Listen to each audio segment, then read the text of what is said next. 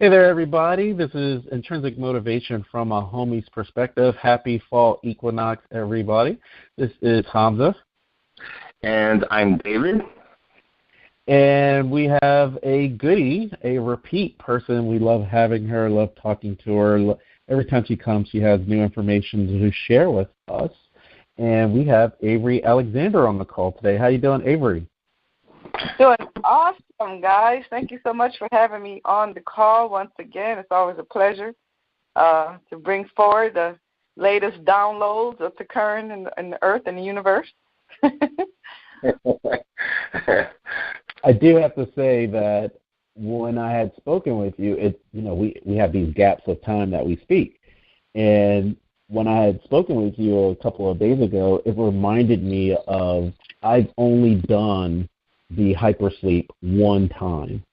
And I had such a great experience doing it. I'm like, why didn't I keep doing it? It reminded me of flying to Europe. And when you come back, you're like, I'm going to change my life and slow down and blah, blah, blah. And then when you hit the States, you kind of get back into your old life. Yeah. And I felt that way not doing the hypersleep. Like, I've been missing out. Yeah, now it's a really good time to do it, too, during the fall equinox. It's a good time to do it. Awesome. So I will definitely get back on track. And we're going to talk about hypersleep a little bit just to get some latest information on it. But you have an upcoming event that's talking about you're talking about shadow hunting. And before you were talking about there's a really good complement if you look at the 30 days in a month, 31 days in a month between hypersleep and shadow hunting. So just for edification for everybody, if you can go a little bit into how you would structure a month for hypersleep and then end that with shadow hunting. Okay, very good. I love the name that you gave it, shadow hunting. I have to look into it. We actually call it like soul hunting. Okay. It's just finding the various aspects of your soul. But I think what you said was very pertinent because it is about looking into your shadows of the things that you don't see or the things that you don't want to see because of fear. And so it's a Native American shamanistic thing that you would do to get in touch with your shadow or get in touch with the lost pieces of your soul. And that's coming up very soon in October. And we love to do it around the full moon is the best time to do it. And the best time to do a soul hunting is really around a new moon or a new change in frequency, like we are in a shift change as far as the seasons, right? Yeah. So it's a good time to do it during these times. But it's very powerful. It has been used all over the world. Soul hunting. It's helped people with drug abuse problems, any type of serious habit that's been holding you down that you want to get rid of, that type of thing. So very, very important to connect into your higher soul by doing these techniques. They're very ancient techniques, by the way, that our forefathers and foremothers used to create healing and to bring back unity into the soul. Interesting. Mm-hmm. Obviously, how long have you been doing it, soul hunting? I've been doing soul hunting. I got introduced to it by another Native American shaman back in around 1993, 94. So it's been a while. And I remember the first time I tried it, I just had a feeling that I had a feeling of feeling whole and complete.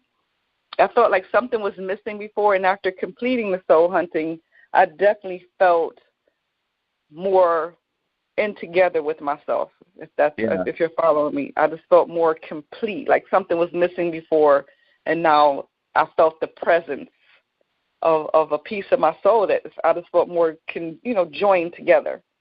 Yeah. So you've been doing it as long as you've been doing the hypersleep. Yes. Okay. Yeah, well, hypersleep, I started kind of doing that a couple of years later, actually. But the first one, Yeah, I started doing hypersleep around in 95, 96. Okay. And soul hunting was like about a year or two before then. Before that. All right. Mm-hmm. So how long of an experience is it exactly? Is it something you just kind of do for like an hour or an entire day or days or? Well, yeah, soul hunting is a lot less than hypersleep. And usually, it's 2 hours because first we have a half an hour to introduce you, to give you the proper breathing techniques to access, your higher self. And then, we go into the hypersleep, which usually lasts about an hour. And then afterwards is another half an hour that we use to kind of just reintegrate the experience into, our third dimensional physical selves. And we have a group conversation about what was the experiences, what did it mean, the whole thing, which is very powerful, the sharing afterwards. Yeah. Yeah. And you can really see the shifts in people. It's like before soul hunting, and then the shift in their consciousness after soul hunting is just amazing. Interesting. Yeah, then things continue to open up more and more after soul hunting. The dreams sometimes people say their dreams become more vivid. They're more inspired to do something that maybe they weren't inspired before. They're able to quit certain habits. Suppose they were smoking or they were addicted to drugs or alcohol. People would have been able to leave it alone, to drop it, because they've got complete as to what was causing them to have this habit in the first place that was like a self-destructive habit. They use it a lot in Amsterdam, people who are, addicted to drugs and stuff like that. In Amsterdam, heroin, cocaine. And people have gotten a lot of success with doing soul hunting, as far as being able to, come off of these hardcore drugs and stuff like that. Yeah. Wow. I could think of a few people that might be interested in something like that, because that's kind of where they're at. Now, the thing I'm really happy about, I'm really happy that you're having it next month, which is October, and that's one of my favorite months out of the year, because it just feels that, with the whole Halloween and all the jokes around that just seems like the time when the veil is very thin between third dimension and beyond. And is that the reason why you're having the soul hunting in October, or do you have it multiple times a year? Well, it's done multiple times a year, but October is a very good time to have it, because of that reason, where the veil is very thin between, the seen realm and the unseen realm. So the thing that's coming to me very strongly is that these are techniques for you to get more acquainted with you. And the you that we think we know is always expanding. It's always growing. It's so interwoven into different various dimensions. And so by you getting more connected with you, you're able to tap into these different dimensions that's available to us. And so it's like an expansion of consciousness. And so the more our consciousness expands, the more possibility expands as like what's really possible in the human condition, right? And what's really possible and what we can create and have in this world. So, I really recommend soul hunting for anyone who wants to, that's into really like real life transformation for yourself and for others. It always begins with ourselves first, but then it also transfers out into the external world, which is so important, which I really feel is one of the reasons why we're here, is to somehow make a shift or a difference in this external world. So soul hunting is a very good part of that, and it's very healing.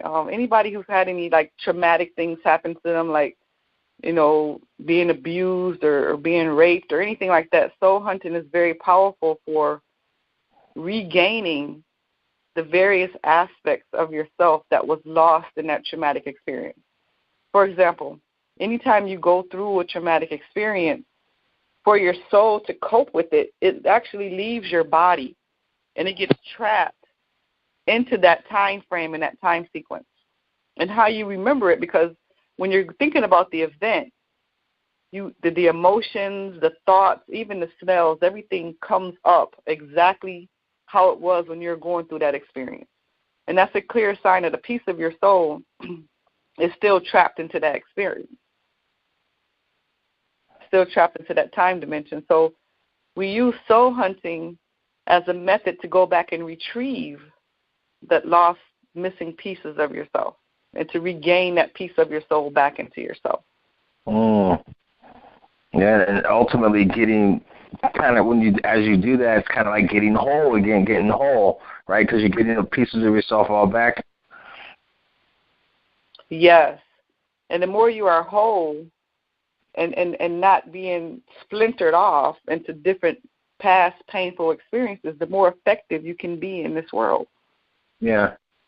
And people deal with hurt and pain in different ways. Like some people will, eat a lot just to deal with the pain.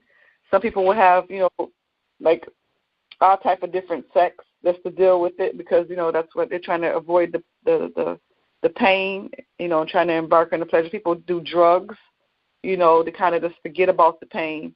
But all of these things never really work on bringing your soul to completion. Yeah. It's actually by facing the pain head on, being brave enough to really look at it and doing something to retrieve it that you become whole again. And that's why people have been so successful as far as, quitting the drugs, quitting any type of self-destructive habit by doing soul hunting. Now, in the 2-hour time frame, when you were talking about your soul leaving during a traumatic event, right, there are some instances, or have you experienced some instances where if the soul was gone, then that person may have that actual experience buried, and so they haven't even thought about it. They may partake in sabotaging scenarios throughout their life without even knowing that was the impetus for them to go down that track. So, it just seems like you're actually bringing to the surface things that you may or may not be willing to address. Has that ever happened in an event? Well, life is really simple. Normally when we do a soul hunting, we ask people just to think about an event that you want to, get whole again or get clear on. And usually it's always the first thing that comes to your mind. It's like right there in your face. You don't even have to think about it. And so it's like a second layer of an onion. So you do the first soul hunting, you deal with that first issue that comes up. It gets clear. And then as that gets clear, perhaps another event that you weren't conscious of may rise to the surface now that needs to get clear. So this is why we always say it's good to do, soul hunting periodically to just get those things and even new things that might have come up that has become painful or something you went through that, your soul got trapped in experience. It's good to clear it. So normally the natives would normally do a soul hunting event with their tribe once a month on the full moon just to clear anything that might have come up during that month. So you continuously stay clear. And the more clear you are, the more you're able to manifest powerfully in your life. Because if not, these things get in the way. They kind of trip you up. They're like obstacles that get in the way of running a clear path. I'm thinking of it as the folks out in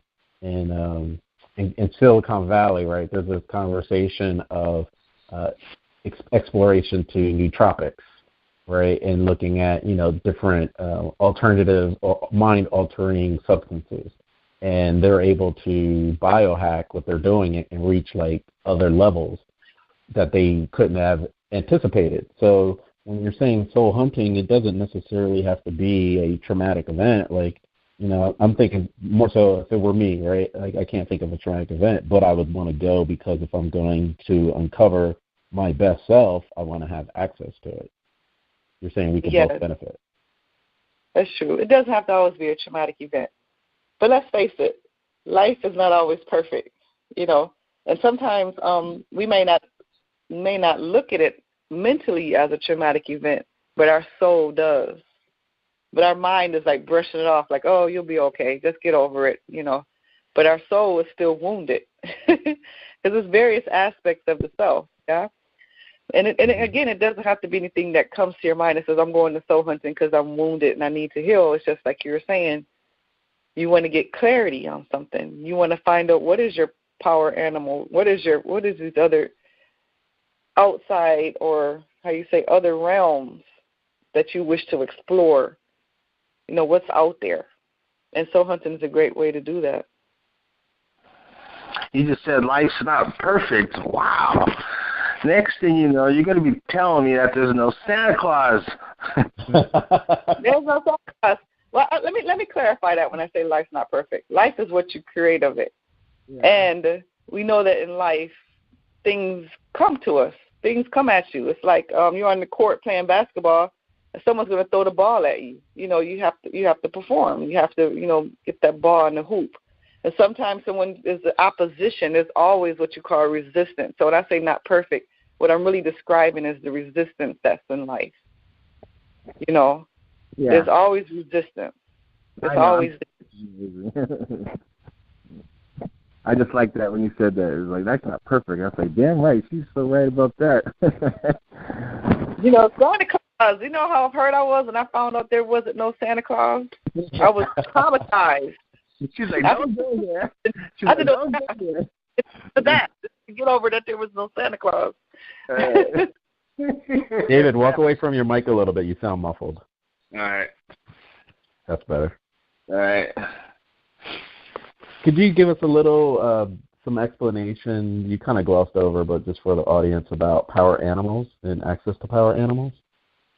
Yeah, so, Native Americans are very close to nature, and they use nature and observing things in nature like animals and the insects and the trees and different bushes. They observed it to teach them about the divine creation. And they noticed that certain animals have medicine, meaning that they have ways of being that could teach us how to be in this world.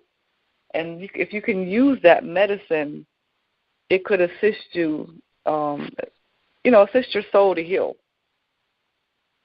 And they have certain qualities and characteristics. If you are able to take that on into your personality, might can help you face certain situations that you and your own personality may be not able to face. Interesting. So they call it animal medicine, animal totems, or your power animal, because that means that by taking on the energy or the characteristic of that animal, it will empower you to get over that certain resistance that may be present in your life. It reminds me of watching the Kung Fu movies in the 70s and 80s. All of the martial arts styles were named after animals. So it was like crane versus snake. Exactly. Yes. Exactly. The flying mantis or, the tiger. Definitely. Yeah. Because they pick on the energy of those animals to fight like those animals. Absolutely. And I loved it. It's making me nostalgic, like I need to watch a Kung Fu movie maybe after this podcast. So let me ask you, Avery, there was this movie that had come out maybe about 10 years ago now called Ghost Town. And long story short, the guy had a near-death experience and didn't realize it. So when he was walking home, he had access to the spiritual realm. So he bumped into somebody on the street. He was like, "Excuse me." And they were like, "Oh, you can see us, right?" And then, all the hijinks happen in the movie. Great movie. Does this happen with your power animals? Because you're accessing animals that you may not have been in contact with before. Now, are they starting to present themselves in situations in your life after a soul hunting event? Yes. What happens is the power animal will come and present itself to you, and you actually allow yourself to merge with your power animal, to seek out and to go back to retrieve your lost pieces of yourself or your soul. So is it like a model when the model's at a session and they're like roar like a tiger? I'm sorry, I couldn't help it. But so it's funny sometimes. When that's a whole nother topic. You have to bring me on. I know. I'm sorry. Bring me on for another time to talk about that, because even when people are together and they're merging, even on a sexual level, sometimes they're like become portals and can transfer in certain energies. That's what they're saying. It's very important that whoever you give yourself over to sexually, that you guys are aligned, at least soul-wise or spiritually wise. Because if not, it can almost like when you have a you ever paint it with a paintbrush, and so you dip in the yellow, and next thing you might dip in the brown, and it changes the whole color of the yellow. Mm-hmm. Yeah. It's the same thing. Where if you both were painting yellow, it wouldn't change the hue that much of it. But it's the same thing energetically. If you give yourself over to somebody who's not on that same hue or that same vibration, it will taint it. It will taint the color of it. So, again, you do soul hunting, too, to clear that stuff out. It's very important. Right. So, well, I need clarification on that one, because if you're saying, like, the same shade of yellow for two people, I'm thinking, like, Romeo and Juliet in their early in life. But if it's in the 20s, 30s, and later, they may have been with the animal kingdom. So how you're clearing all that?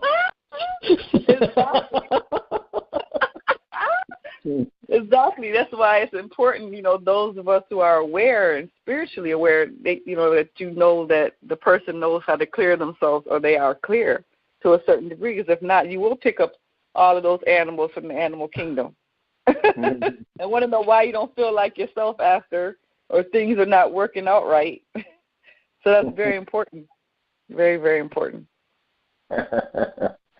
So this is a romantic retreat. That's what this really is. It's a romantic getaway, the soul hunting event. It actually is. It's actually about loving yourself more.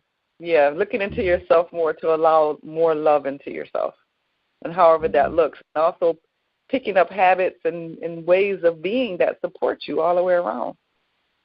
And eliminating anything that's not really supportive of you. So that's why it's so beautiful and so blissful, because you really, when you get a chance to look into yourself, you're tapping into this unlimited source of love and compassion, that's been there for you all along. Yeah. It's always been there. Yeah. So let's talk about a little bit like what's needed if anyone wants to participate in the soul hunting event. We ask that you bring a bandana. That you bring a bandana with you, and then wear loose, comfortable clothing for movement, because it's going to be dancing. It's going to be like an energetic movement that you'll be doing, and it's set up in a way where nobody will be seeing you dancing, except myself, because I'm the person that has to hold the energetic space to make sure no one nothing from the unseen comes in, because you're really kind of open now as a portal. So we're holding the energetic space, for love and beauty and light to be present there. But no one else is going to be seeing you, tapping into your inner spirit. And there's a particular type of breath work that we show you how to do to gain access into these realms. Very ancient technique of breathing. What's the bandana for? And bring an open mind and set an intention as to what you would like to get out of it. What's the bandana for? Well, we this particular session, when we do soul hunting, everybody's blindfolded. Oh, okay. Yeah, everybody's blindfolded. So you bring your bandana for that, because again, when you're blindfolded, you're able to go within yourself deeper, and you're not observing what everyone else is doing. Sometimes it takes the whole ego out of the whole situation, because the ego wants to. I'm looking stupid. I don't want to do this because someone's going to look at me and they think I'm not dancing right. It takes that whole ego out, so you can go really more deeper into yourself. And we'll explain more to you about the purpose of the bandana, too, when you come to the soul hunting. Now, it's on October the 17th, and it's for 2 hours from 7 p.m. to 9 p.m., and that's a Tuesday. And it's going to be held at 540 Main Street, and that's in Forest Park, Georgia. Forest Park is not too far from Jonesboro. And it's going to be held in an artist studio. Oh, okay. Mhm. It's going to be really fun. It's going to be fun. It's going to be awesome. Everybody I've known who's ever done soul hunting has gotten a lot out of it. And the cost for it is only $30. Okay. So we all say come out and really have a great experience. And so we're also joining a gang because we're having a bandana on. Should I bring a blue one or a red one? You can bring whatever color you want, Hamza. Yeah, bandanas are, they're cotton. They're more able to block the light out, that kind of thing. So we always just traditionally always use bandana. I have a Jamaican bandana, actually, that I use. So, and I also have one with Chinese characters on it that's pink. So whichever one that makes you feel good.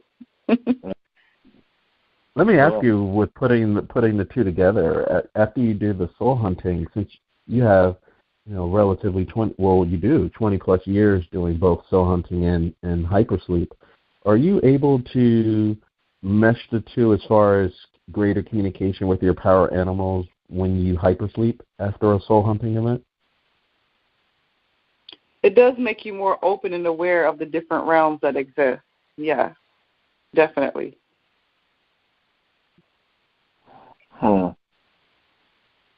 So you said that you'll get introduced to some ancient breathing techniques.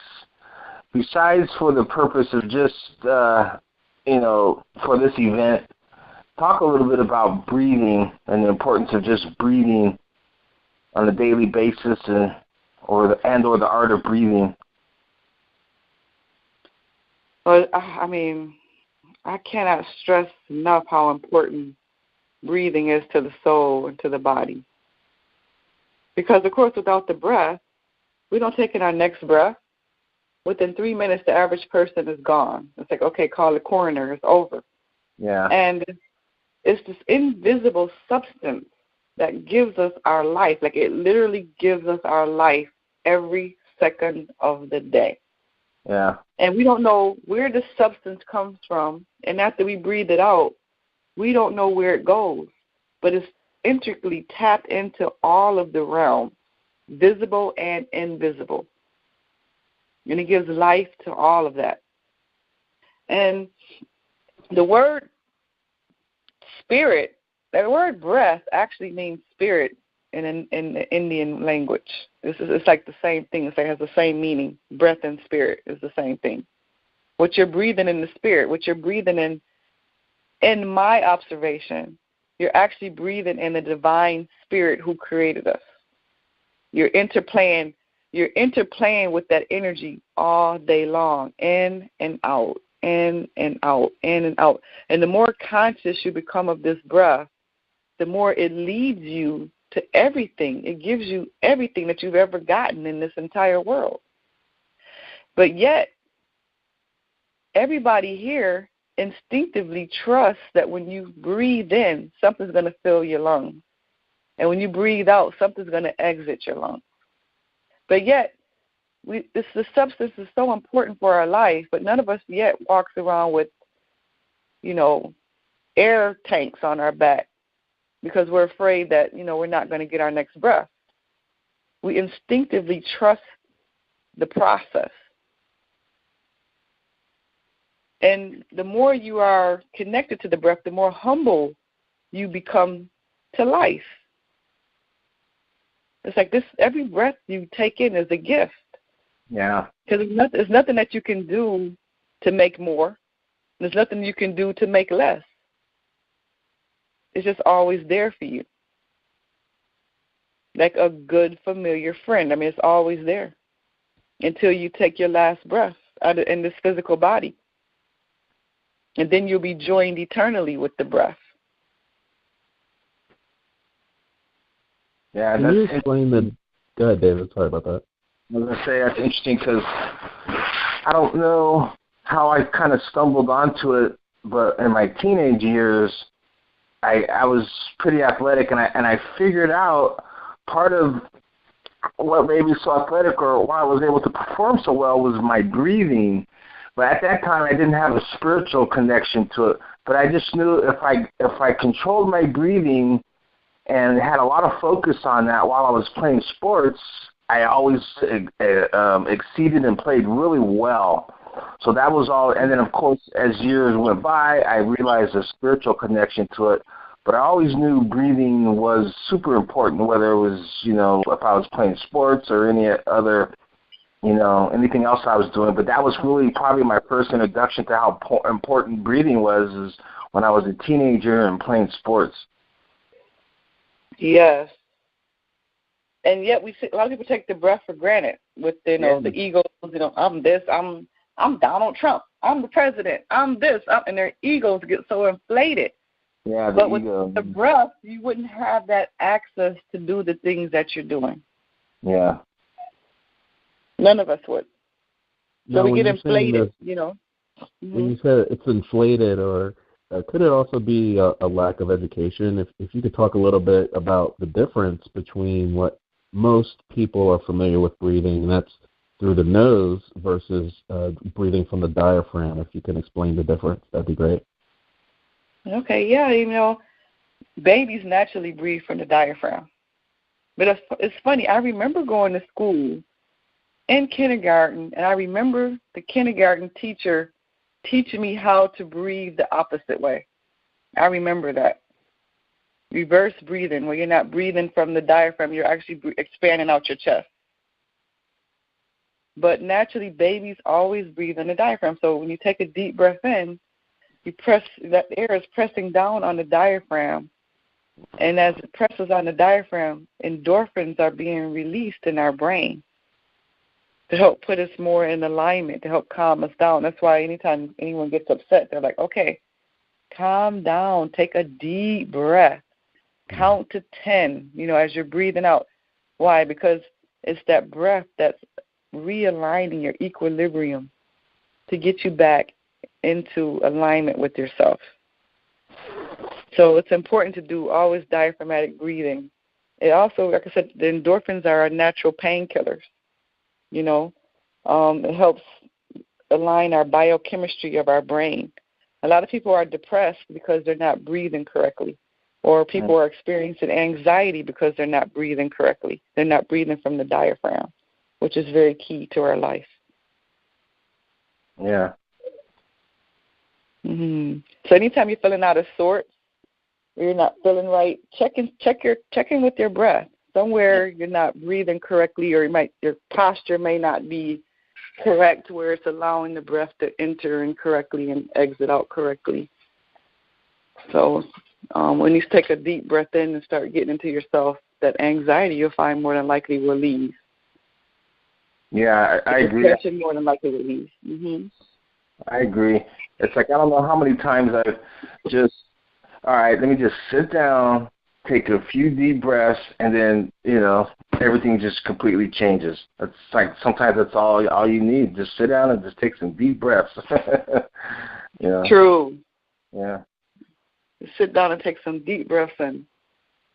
Yep. And also with the soul hunting, there's a particular type of beat or a rhythm or music that we listen to that sort of mimics the beating of your heart. That's the first sound that coming into conscious that we can recall is the beating of our mother's heart while we're inside the womb. So something very calming and very connecting to that. It's like that sound that's actually pulling your soul into this realm. And it's consistent. Wow. What do you mean when you say deep breathing? I'm just imagining if people come to your event, and what do you mean breathing, right? Like, I can breathe. I'm learning how to breathe. Like, if you could talk about shallow breath versus deep breaths and getting around that, just for greater clarification. Sure. Deep breathing is like, of course, the diaphragmatic breathing where your belly is coming out. It's like pot belly breathing. It's almost like, if you could imagine, your two lungs are like your washing machine. and the air is like the clothing, right? So it's like filling up your washing machine with clothes, right?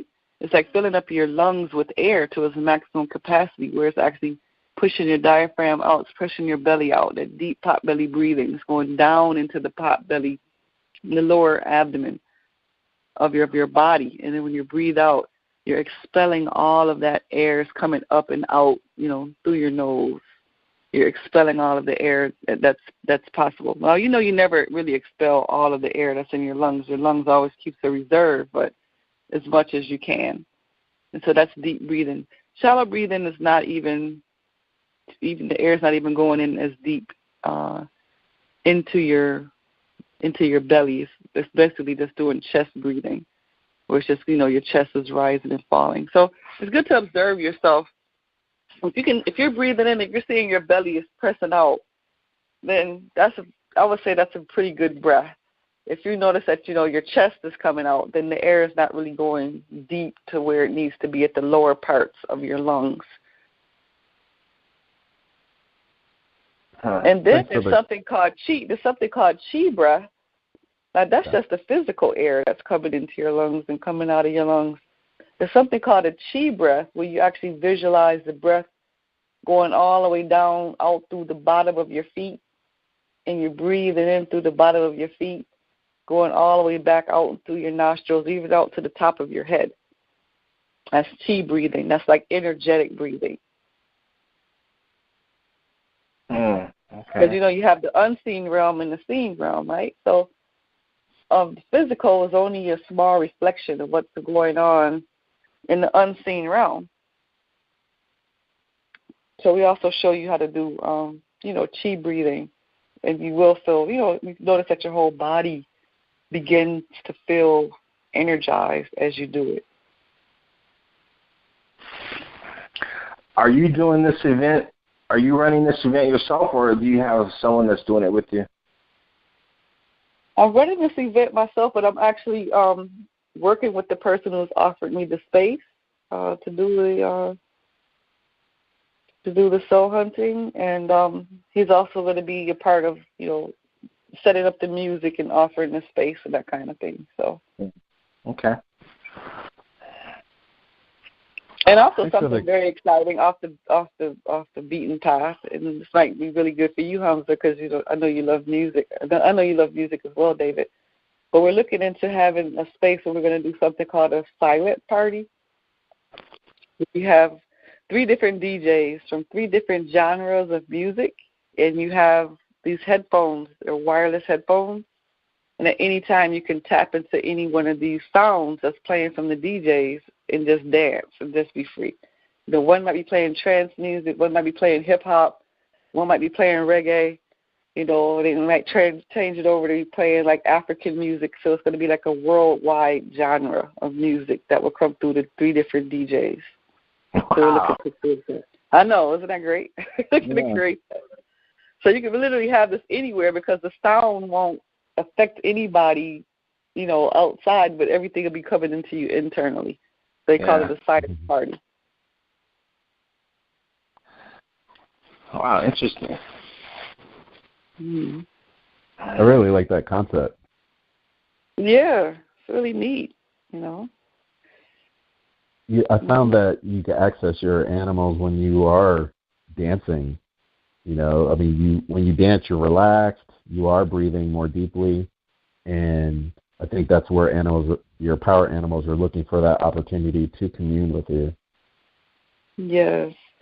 Well, when you do the soul hunting, your soul really travels.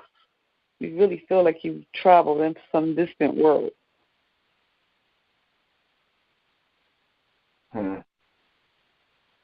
Are you forming a group also? I'm just thinking of someone going, and what typically happens to events are people would go, they have a phenomenal experience, let's say on the weekend, and then regular life comes back on Monday. Are you thinking about forming a group, like a Facebook group or something, where people can share their experiences and have it ongoing, so that this can kind of continue on outside of just this event, and then people can kind of like anticipate eagerly the next event? Yeah, I have a Facebook page called Waha. It goes like Waha, which stands for Wealth and Health Always, right? And so it's like a Waha group, and we're creating something like called it's called Waha Living, right? Like it's just in this energetic space of these different events. So, but yeah, definitely I want to post it. Our capacity for soul hunting might be at 15 at this particular location. So I haven't really pushed it, but that's a really good idea. I'll post it there. And then who knows, we could create a separate Facebook group that's more tailored to, like, the soul hunting group, or, sleep, the hyper sleep group, or something like that. It'll be more detailed. Well, I was thinking for selfish reasons, because I want to be with like-minded people, but I know outside of this podcast that you have plans to take this on the road, not only in the States, but outside of the United States. So it'd be really cool to, connect with the soul hunters and the hyper sleepers and wherever they live in the part of the world. That's a good idea. I think I have to put you on that one, Hamza. Well, we'll put this on our Facebook page, and then you can share it, and then, it kind of gets viral that way. Okay. Also, we have done soul hunting all over the world. We've done it in Jamaica, out into the forests. We've done it down in North Carolina. We've done it in New York City in a really cool loft. We've done it down in Florida, get in the woods in Florida. Like, somehow doing soul hunting out in nature in the woods is, like, very powerful. Out in the water, facing the water in Jamaica, we've done soul hunting. So I do soul hunting events, too, when I do my healing water tours.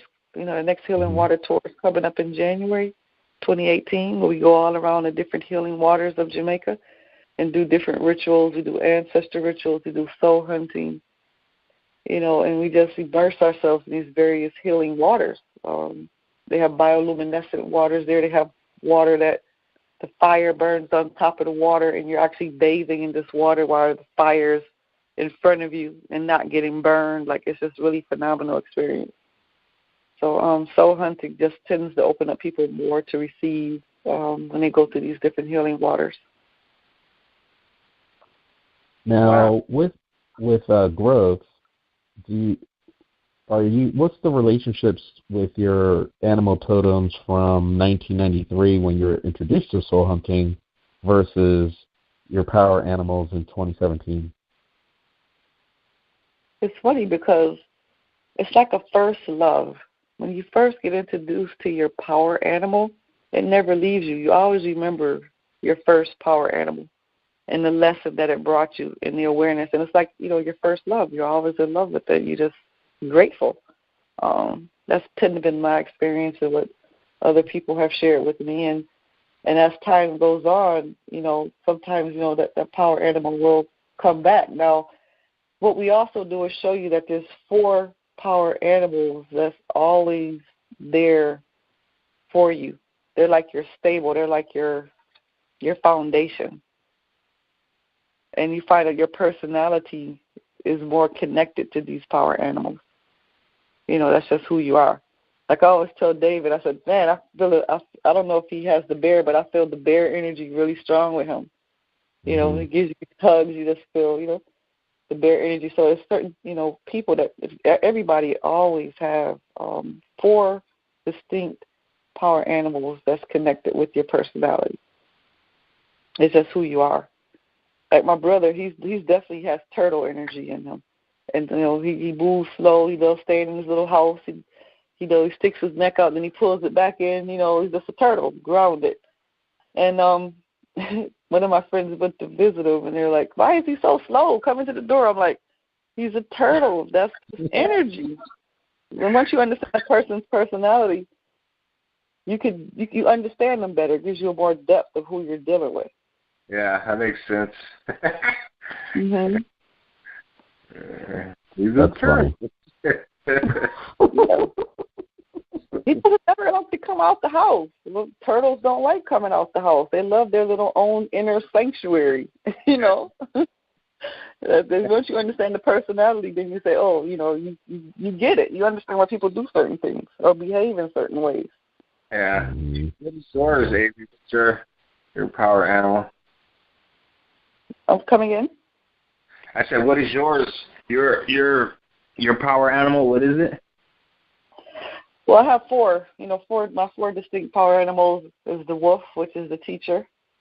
I have the horse, which is, dealing with the will, that kind of thing. And I also work with the ego a lot, as far as ideals and soaring and vision and that kind of thing. And then my fourth power animal, which is really interesting to me that I've been working with a lot, is dolphin and dolphin energy. That's probably why I love the water so much and connected with humanity. Yeah. Mm-hmm. Wow, okay. That makes sense.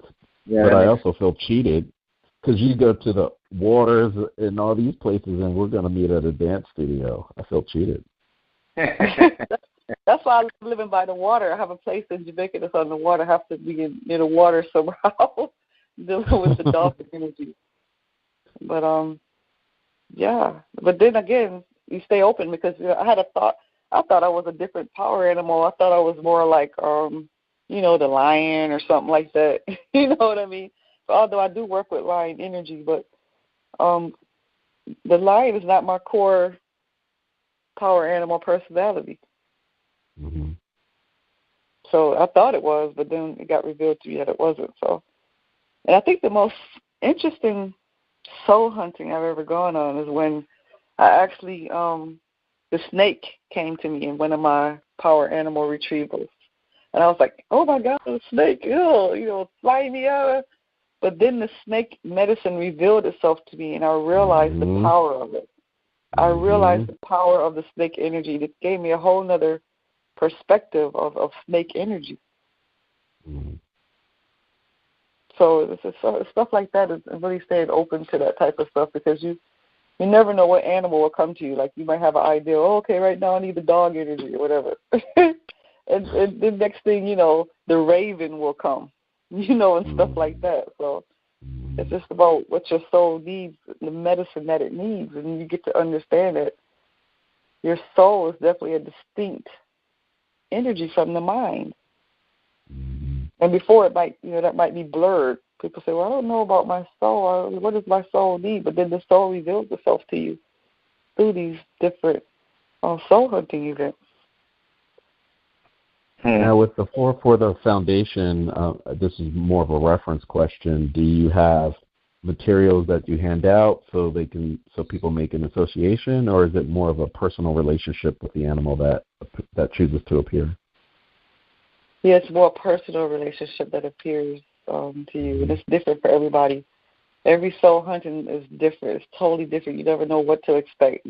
And that's why we say come with the open heart, open mind to receive. That is definitely empowering in that way. It's not anything that you can mentally map out and say, okay, so you're going to go through this. You're going to expect this.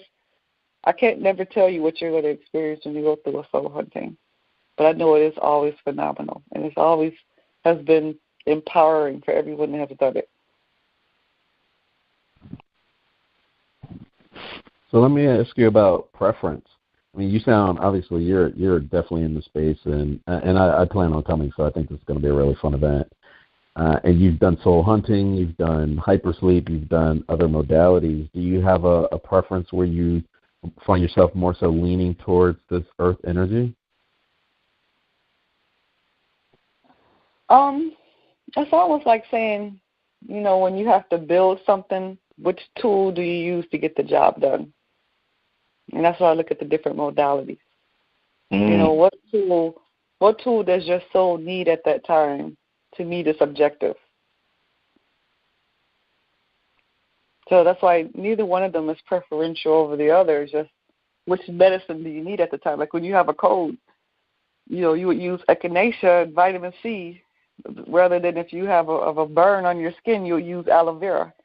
Each medicine is distinct and has its purpose for what the occasion calls for. Mm-hmm. So like those tools you put in your tool bag on this soul journey called life. Yeah. I'm just being funny because I'm thinking like, oh yeah, I need to access this tiger energy to help you out. And the tiger's like, nah, man, you need to speak to my homies, the angels, for this one. Yeah, exactly. So the more you expose yourself to different things and experiences, you can kind of, from the experience, you can say, well, I found doing this gave me this result or gave me this better result, or I found doing hypersleep gave me this result. So we're like scientists of our life, right? And we're here exploring what's best for our own self. And only yourself can answer that. Nobody else outside of you really should even tell you that. It's something that always needs to come from within. And so I always say I'm just the way shower through the door. And then once you go through the door, then you discern what's best for your own soul. That's why I don't really get into religion that says, this is the only way, you have to do it this way, this is the only way your soul is going to make it. I found that through these different experiences not to be the truth for myself. I can't speak about other people. And that's what it's about, gaining your own truth, gaining your own clarity, and then finding the things that empower your own soul. Because at the end of the day, we're the ones that have to be accountable to ourselves. Like I said, to thine own self be true. Yeah, sounds good. So if you want to talk about the date, the location, and the website and your Facebook page, that'd be fantastic. So people, is there a certain page where they would sign up? If you can give us all that information. Well, I'm going to give you, my phone number, and I will put it on my Waha page. As soon as if you can text me over even your Facebook, I will send you the link over to that. But again, it's going to be held on October the 17th from 7 p.m. to 9 p.m. at 540 Main Street. That's Forest Park, Atlanta, Forest Park, Georgia. It is going to be held at the Manswell Art Studio. And I'll send you the information over. And anyone need any more information, they can reach me too at 678-756-3071. We're only going to take about 15 people. After that, we have to, because of space, we'll just take for the first 15 people that want to sign up. And again, it's $30. And what I can do too on my Facebook page, I can send you over a PayPal link. We could just, solidify your spot through PayPal. Since it's at the artist studio, will there be any merchandise for sale afterwards? Oh yeah, absolutely. He's a photographer, so he has different artwork there. So anything you want to purchase is there. I'm thinking. And we all say to prepare for it. Try not to eat any real heavy meal before going in. Like you want to just, drink something, maybe some teas or some juice, or, maybe your last heavy meal of the day should be around lunchtime, just so you can get that clarity.